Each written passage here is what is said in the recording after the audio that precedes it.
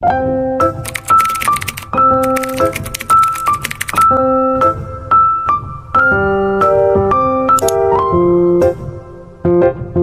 everyone, my name is Moranias L. Afifi from 10 Science, and in this video I will explain about hukum Dalton dan hukum Lavoisier.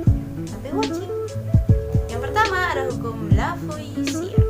Hukum Lavoisier atau hukum kekekalan massa itu dicetuskan oleh seorang ilmuwan bernama Antoine Laurent Lavoisier tahun 1743 sampai 1794. Hukumnya berbunyi, massa total zat-zat sebelum reaksi akan selalu sama dengan massa total zat-zat setelah reaksi.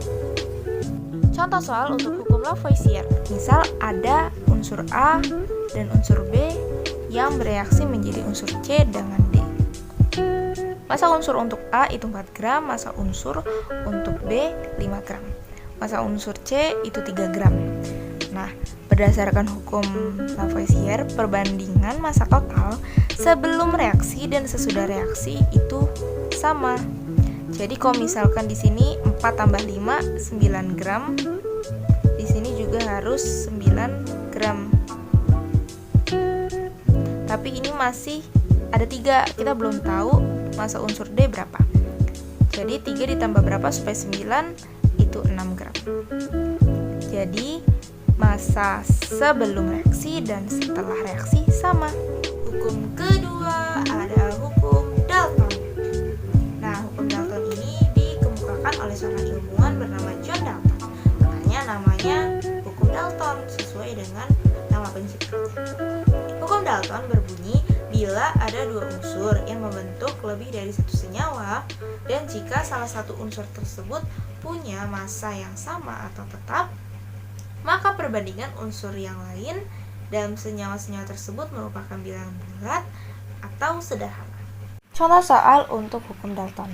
Misal, ini ada 2 unsur N dan O, nitrogen dengan oksigen yang menghasilkan 2 senyawa. Kebetulan masanya sama-sama 10 gram, tapi kandungan nitrogen dan O setiap senyawa itu beda. Senyawa 1 50%, senyawa 2 40%, 60%.